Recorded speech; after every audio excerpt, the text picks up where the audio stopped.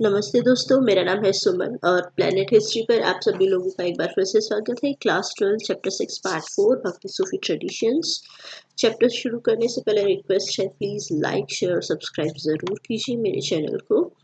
तो पहली 3 पार्ट में हम ये स्लाइड्स को देख चुके हैं। नहीं देखी हैं तो पहले उन्हें देख लीजिए। आप अगर डायरेक्ट 4 पार्ट पर पहुँच रहे हैं तो सूफिज्म और ये सब पढ़ चुके थे हम।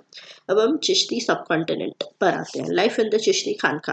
अब खानका वगैरह ये हमने देखा था पिछले पार्ट में क्या होता है। ऑर्गेनाइजेशन, ऑर्गेनाइज्ड वे में जहाँ पर सूफी संत रहते हैं खानका में।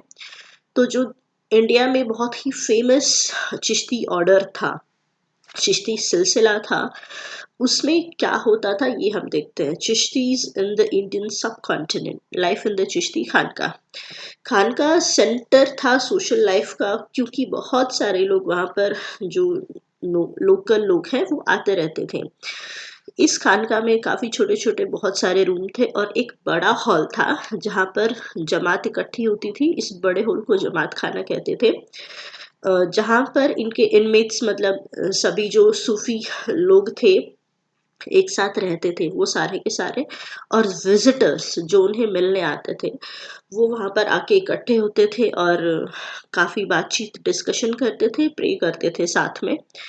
शेख जो थे चिश्ती खानकाह के, वो अलग से एक छोटा सा रूम था उनका छत पर, वहाँ पर रहते थे, जहाँ पर विजिटर्स को सुबह या शाम आने वाले जो लोग होते थे उनको मिलने के लिए वो अपने रूम में वहाँ पर अपने कमरे में मिलते थे उनसे। ओपन किचन था, लंगर, क्योंकि जो लोग आते थे वो वहाँ पर प्रसाद भी ग्रहण करके जाते थे। तो उस ओपन किचन के लिए भी चैरिटी जो आती थी वो बिना मांगे आती थी, मतलब जो अपनी श्रद्धा से लोग वहाँ पर दान करके जाते थे, उस दान को फुतुह कहते हैं। ठीक है, तो लंगर पे जो फुतुह आता था उससे ये लंगर चलता था। जो लोग थे आसपास की सोसाइटी के, वो हर एक बैकग्राउंड से, हर एक रिलीजन से सभी लोग वहाँ पर आते थे। All walks of life came to seek the blessings from the sheikh. कुछ पॉइंट्स थे जो काफ़ी फेमस थे। अमीर हसन चिश्ती, अमीर खुसरो, इनका नाम आपने सुने होंगे। और कोर्ट हिस्टोरियंस जो उस समय के थे, जियाउद्दीन बरानी, इन्होंने भी चिश्ती को चिश्ती खानका में आए थे शेख से मिलने के लिए और उनसे प्रभावित हुए थे और बाद में उनके ऊपर उन्होंने काफ़ी लेख भी लिखे हैं।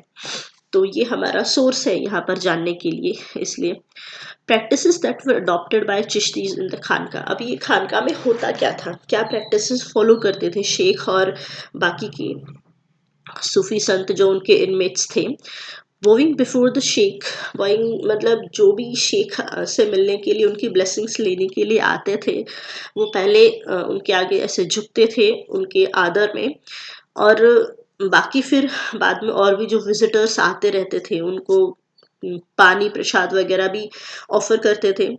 शेविंग हेड्स ऑफ इनमेट्स, बाकी जो शेख के साथ वहाँ पर बाकी जो सूफी लोग रहते थे तो उनकी सेवा भी करते थे, मतलब जैसे उनका शेव हेड, उनके हेड को शेव करना। योगिक एक्सरसाइज अलग से इनकी फॉलो होती थी। Sheikh Nizamuddin appointed his disciple to set up hospices in various parts of the subcontinent. और उसमें से जो योग्य उनके चेले थे उनको शेख निजामुद्दीन चिश्ती ने बाकी इंडिया में, बाकी सब कॉन्टिनेंट में भी अलग अलग जगह पर खानका खोलने के लिए नियुक्त किया था। और इस यही जो कारण था कि चिश्ती सिलसिला वो इंडिया की बहुत सारे पार्ट्स में फैल गया था और शेख की प्रसिद्धि भी और उनकी टीचिंग्स भी बाकी जगह पर फैली थी। द स्टोरी ऑफ दाता गंज बख्श। एक इंसान है अबुल अबुल हसन अल हुजवीरी, जो हुजवीर के रहने वाले थे। अफगानिस्तान गजनी में के पास में है, अफगानिस्तान में गजनी शहर है उसके पास में है ये हुजवीर। तो वहाँ पर एक सूफी संत रहते थे अबुल हसन अल हुजवीरी, जो कि जब टर्किश आर्मी ने वहाँ पे इन्वेड किया तो उन्हें साथ में ले लिया, पकड़ लिया और अपने साथ चलने के लिए उनको फोर्स किया। ही सेटल्ड इन लाहौर, और फिर जब ये टर्किश आर्मी लाहौर की तरफ आई तो वहाँ पर फिर ये हुजवीरी जो है सेटल हो गए थे लाहौर में। ठीक है, wrote a book in Persian, इन्होंने एक पर्शियन में बुक लिखी थी जिसका नाम है कशफुल महजूब यानी कि unveiling of the field, philosophical knowledge है इसमें। To explain the meaning of tasawwuf, तसव्वुफ क्या था, सूफिज्म का पर्शियन वर्ड है, नाम है, पर्शियन नाम है। दोज हु प्रैक्टिस्ड इट यानी कि सूफी को जो प्रैक्टिस करते थे तसव्वुफ। हुजवीरी 1073 में लाहौर में इनकी मृत्यु हुई थी और वहीं पर इनकी फिर बाद में दफना दिया गया था। ग्रैंडसन जो है Sultan Mahmud of Ghazni constructed a tomb over his grave, जो महमूद गजनी जिन्होंने 12वीं सदी में भारत पर आक्रमण किया था और पृथ्वीराज चौहान के साथ जिनकी लड़ाई हुई थी ना, तो उनके जो ग्रैंडसन थे, उनके पोते थे, उन्होंने बाद में इनकी ग्रेव वहां पर लाहौर में इनकी ग्रेव बनाई और बाद में वो क्या बन गया, वहां पर लोग पिलग्रिमेज के लिए आने लग गए। हुजवीरी रिवर्ड एज दाता गंज बख्श, और उसके बाद से उन्हें दाता गंज बख्श के नाम से जाने लगा, यानी कि जो उनकी दरगाह पर आते हैं उनको वो खुले हाथ से भर भर के उनकी कामनाएं पूरी करते हैं। और उनकी दरगाह को जो उनका बाद में वो बना था, उस जगह को क्या कहा जाने लगा, दाता दरबार, कोर्ट ऑफ द गिवर, मतलब जो भी उनकी कब्र है उन्हें दाता दरबार कहा जाने लगा। यहाँ आइए और आपको जो भी आप मन्नत मांगेंगे वो जरूर पूरी होगी। कहाँ पर है, लाहौर में है, ठीक है। नाम क्या है, अबुल हसन अल हुजवीरी। किन्होंने बनवाई थी, इनकी एक सुल्तान महमूद गजनी के ग्रैंडसन ने बनवाई थी इनकी ग्रेव। ओके, चिश्ती डिवोशनलिज्म, जियारत एंड कव्वाली। अब हमको जियारत और कव्वाली पता है, पिछले पार्ट में पढ़ा था। जियारत यानी कि ये जो सूफी संत हैं इनकी टॉम्ब पर, यहाँ पर लोग आते हैं, मत्था टेकते हैं, मन्नतें मांगते हैं, तो वहां पर आकर उनकी दरगाह पर आना और उनकी पूजा करना उसे जियारत कहा जाता है, ठीक है। और वहां पर फिर जो लोग सूफी लोग आते थे वो संगीत गाते थे, डिवोशनल संगीत जो गाते थे उसे कव्वाली कहा जाता है, ठीक है। pilgrimage called ziyarat tombs of Sufi saints for seeking Sufi spiritual grace, मतलब उनसे स्पिरिचुअल ग्रेस, बरकत पाने के लिए सूफी संत की दरगाह पर लोग आते हैं जियारत करने के लिए। For more than 7 centuries, people from different walks of life expressed their devotion at the dargah of 5 great Chishti saints. ये जो 5 बहुत ही मशहूर चिश्ती संत रहे थे, इनकी दरगाह पर हर तरीके के लोग आते थे, ऊंचे नीचे, हर धर्म के और हर जात के, सब कुछ। Use of music and dance, और वहां पर उनकी दरगाह मतलब काफी बड़ी जो थी, टॉम पूरा बन गया था, तो वहां पर लोग जो गाते थे संगीत, मिस्टिकल चैंट्स, यानी कि फिलोसॉफिकल उसमें कुछ होता है नॉलेज, तो उसमें जो म्यूजिक और डांस जिसे कहा जाता है उसे कव्वाल कहा जाता है, कव्वाली गाते हैं, जो कि स्पेशली ट्रेंड म्यूजिशियंस के द्वारा गाई जाती है। और ये जियारत का ही पार्ट होता है कि लोग वहां पर जियारत करने आए हैं तो कव्वाली सुन के भी जाते हैं, उसका पार्ट होके भी जाते हैं। जो ट्रेंड म्यूजिशियंस हैं जो गाते हैं उन्हें कव्वाल कहा जाता है। गाते क्या है, कव्वाली गाते हैं। Remember God either by reciting the जिक्र, और जो नहीं जानते हैं अच्छे से म्यूजिक का, जिनको नॉलेज नहीं है, वो जिक्र करते हैं, यानी कि अल्लाह के नाम का जाप, जैसे हम अपना यहाँ पर कहते हैं ना कि नाम सुमिरन, ईश्वर का नाम जाप करते हैं ऐसे माला लेके, तो वैसे उनका उनका जिक्र करना, उनकी डिवाइन के नाम को बार बार बोलना, इवोकिंग हिज प्रेजेंस थ्रू समा। और ये जो पूरा एनवायरमेंट जो बनता है उसे समा कहा जाता है, बोलते हैं कि समा बांध दिया, ठीक है। तो ये जो एनवायरमेंट जो बनता है जिसमें कव्वाली गाते हैं, कव्वाल, इस एनवायरमेंट को कहा जाता है समा, जिसमें कव्वाली गाए जाते हैं, mystical music known as qawwali, ठीक है। ये वर्ड आपको समझ में आए होंगे। दरगाह ऑफ ख्वाजा मोइनुद्दीन चिश्ती, अब गरीब नवाज कहा जाता है इनको, अजमेर में है, ये राजस्थान में बहुत फेमस है। काफी लोग, कुछ लोग गए भी होंगे, कुछ लोगों ने नहीं गए तो इनका नाम भी सुना होगा कि अजमेर में दरगाह है ख्वाजा मोइनुद्दीन चिश्ती की। 5 में से एक संत है ये, सूफी संत, और इनकी दरगाह को गरीब नवाज कहा जाता है। मोस्ट पॉपुलर दरगाह ख्वाजा मोइनुद्दीन गरीब Nawaz, comforter of the poor, बहुत ही ज़्यादा फेमस है क्योंकि ये जो शेख थे बहुत ही ज़्यादा फेमस थे। दूसरा रीज़न है कि स्पिरिचुअल सक्सेसर जो थी बहुत ग्रेट थे। और रॉयल विजिटर्स जो अजमेर में आए थे उसके कारण ये बहुत ज़्यादा फेमस हुई। मतलब अगर किसी चीज़ को रॉयल पैट्रनेज मिल जाता है और वहाँ के बड़े बड़े लोग अगर उस किसी चीज़ को फॉलो करते हैं तो उनको फिर लोकल लोग भी उस चीज़ के पीछे चलते ही हैं। तो लोकेशन ऑफ अजमेर दूसरा कि भाई ये जगह ऐसी जगह पर था कि जहाँ पर आने जाने वाले लोग बहुत ज़्यादा वहाँ से ट्रेड रूट था दिल्ली से गुजरात की तरफ। आपको पता है दिल्ली हम जहाँ पर रहते हैं वो दिल्ली है ही, और वेस्टर्न साइड में गुजरात है, तो उसके बीच में राजस्थान आता है, और तो वो ट्रेड रूट पर आता था, इसलिए आने जाने वाले लोगों के लिए सहूलियत थी सबसे ज़्यादा वहाँ पर जाकर अपनी मनोकामनाएं मांगने की। इसलिए बहुत सारे ट्रैवलर्स को इस अजमेर की दरगाह ने अट्रैक्ट किया था। फिर आता है पहला सुल्तान, मतलब पहला ऐसा रॉयल कोई लोग या रूलर जो इस दरगाह पर सबसे पहले गया था, वो कौन थे? Muhammad bin Tughlaq, first sultan to visit dargah. और सबसे पहले उस पर जो टॉम बनाया था उस दरगाह पर, वो किसने बनवाया था? सुल्तान गियासुद्दीन खिलजी, मालवा के सुल्तान थे गियासुद्दीन खिलजी। 15th सेंचुरी में उन्होंने सबसे पहले इस पर टॉम बनवाया था, और उसके बाद धीरे धीरे वो जो दरगाह है वो और भी ज़्यादा और कंस्ट्रक्शन होते चले गए, उस पर ऐड होते चले गए और वो बड़ी होती चली गई। ठीक है, उसके बाद फेमस हुई सबसे ज़्यादा अकबर के कारण। अकबर मुगल एम्परर विजिटेड दरगाह अजमेर 14 टाइम्स, कहा जाता है 14 बार अपनी लाइफ में इस दरगाह पर गए थे। अलग अलग अपनी, कभी किसी जीत को मांगने के लिए, फिर कोई जीत हो जाती थी तो उसके लिए वहाँ पर विजिट करने के लिए कि भाई मैं जीता, ये युद्ध मैंने जीता, तो उसकी थैंक्स गिविंग करने के लिए, या फिर अपने पुत्रों की प्राप्ति की कामना करने के लिए बहुत बार गए थे। और जब भी जाते थे बहुत सारे गिफ्ट्स या फिर दान वहाँ पर करके आते थे। और जो वहाँ पर कुकिंग के लिए है, जैसे वो रसोई घर जो बनता है उसके लिए बहुत सारा दान देकर आते थे। और उस दरगाह के अंदर ही काफी बड़ा मॉस्क्यू भी जो बना हुआ है वो अकबर ने बनवाया था। Mosque constructed within the dargah. अब Sheikh greeting the Mughal emperor Jahangir, अब ये यही की बात है, जहांगीर भी वहां पर गए थे। इस दरगाह पर जितने जितने रॉयल लोग गए थे अजमेर की दरगाह पर, ये उनके नाम है। Jahangir on his pilgrimage to Ajmer, painting ये जो बनाई हुई है वो किसने बनाई है? मनोहर ने।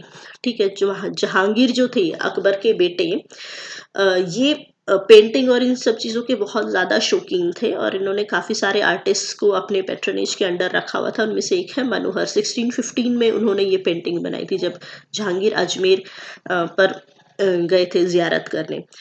17th century painting of Sheikh Nizamuddin Auliya. अब जो दिल्ली के जो चिश्ती थे, जो दिल्ली में जिनकी दरगाह है निज़ामुद्दीन औलिया की, अमीर खुसरो जो बहुत ही फेमस म्यूजिशियन है, वो इनके चेले थे निज़ामुद्दीन औलिया की, अमीर खुसरो। तो ये एक पेंटिंग उनकी है। Pilgrimage of Mughal princess Jahanara. अब जो शाहजहां है, जो मतलब जहांगीर का फिर बेटा शाहजहां आया, तो शाहजहां की जो बेटी है, पुत्री है जहानारा, वो भी अजमेर की दरगाह पर गई थी, शेख मोइनुद्दीन चिश्ती की दरगाह पर। तो उन्होंने फिर इनकी बायोग्राफी लिखी थी, और उस बायोग्राफी को कहा जाता है titled Munis al Arwah, confidant of spirits. Jahanara ने मोइनुद्दीन चिश्ती की बायोग्राफी लिखी, उसका नाम है मुनीस अल अरवा। और ये जहाँ शाहजहाँ की बेटी थी। तो इन्होंने जो जो वहाँ पर किया, इसको आप अपने आप बाद में पढ़ लेना कि भाई ऐसे ऐसे मैं गई और मैंने ऐसा ऐसा किया, वो सारा अपना एक्सपीरियंस लिखा हुआ है अजमेर जब गई थी दरगाह पर।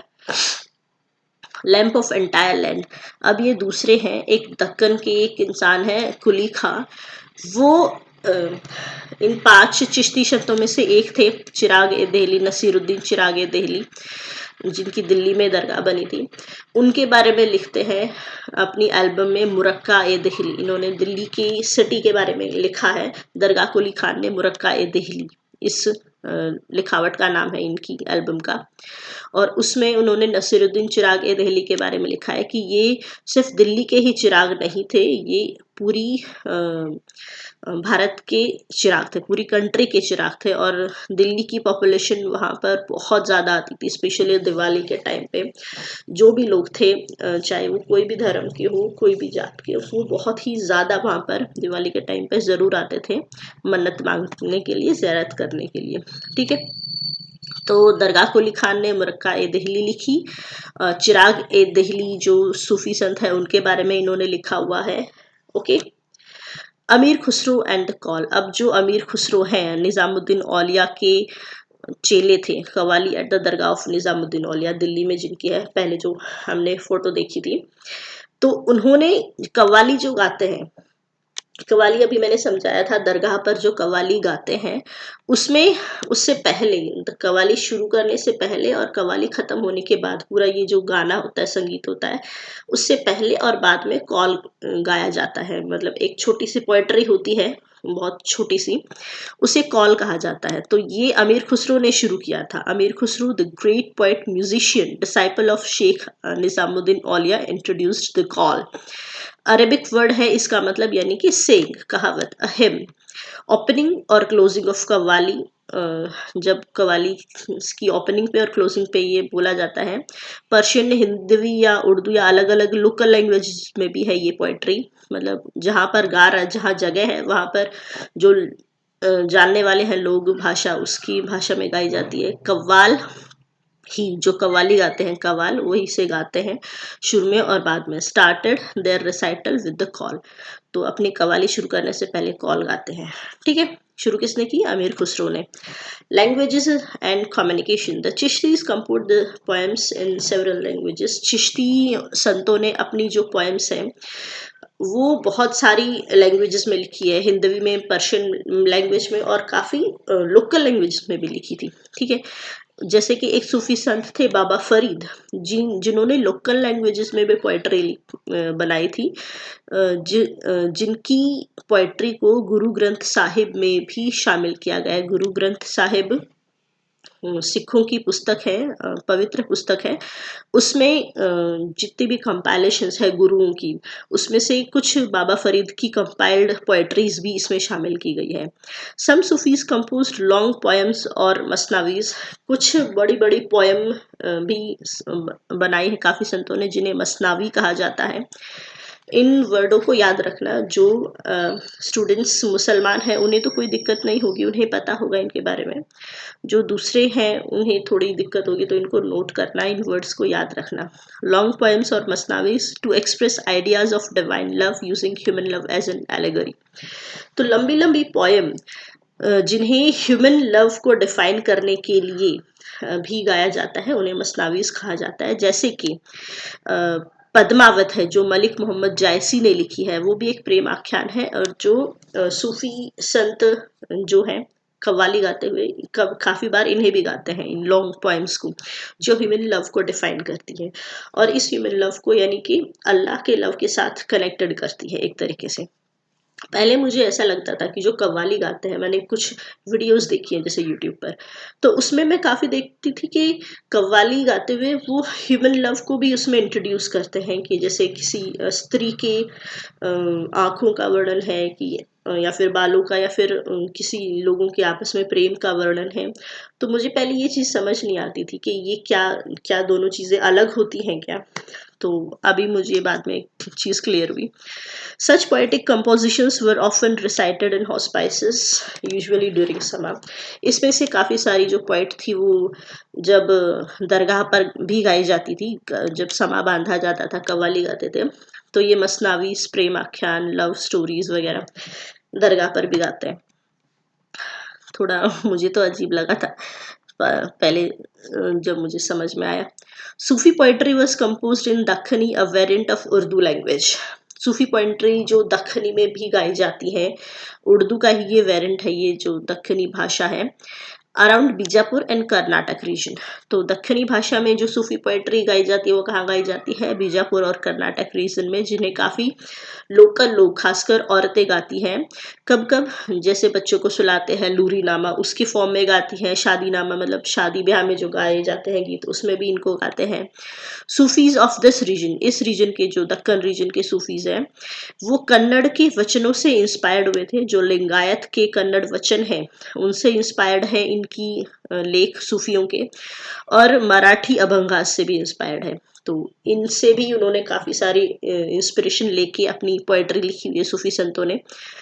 जो लिंगायत के सेइंग्स है उन्हें वचन कहा जाता है जो कन्नड़ में है, और मराठी लोग जो गाते हैं पंढरपुर, ये भी विष्णु भगवान का ही एक रूप है।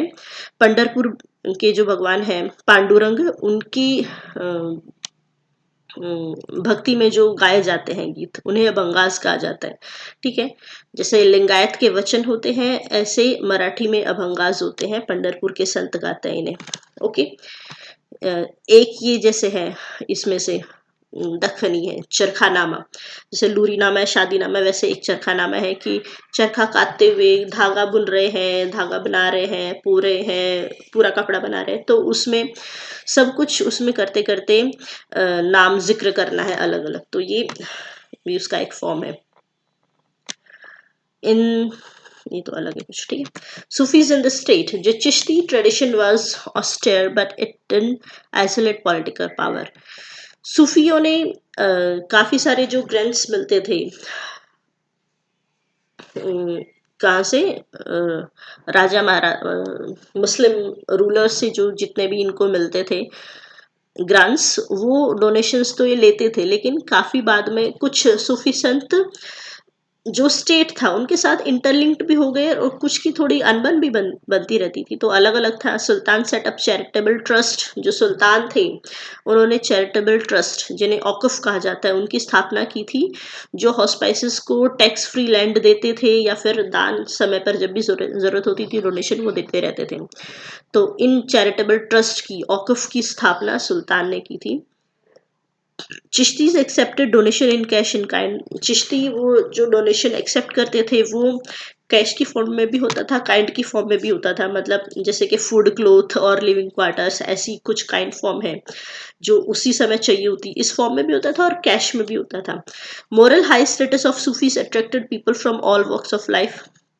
जो सुहरावर्दी और नक्शबंदी थे सूफी ऑर्डर थी, वो इतने ज़्यादा इंटरलिंक थे स्टेट के साथ कि इन्होंने काफ़ी जो कोर्टली ऑफिसेस थे, मतलब कुछ जगह थी मुगल कोर्ट में, वो भी एक्सेप्ट की थी। तो सुहरावर्दी दिल्ली सल्तनत के टाइम पे थे और नक्शबंदी मुगल्स के टाइम पे थे।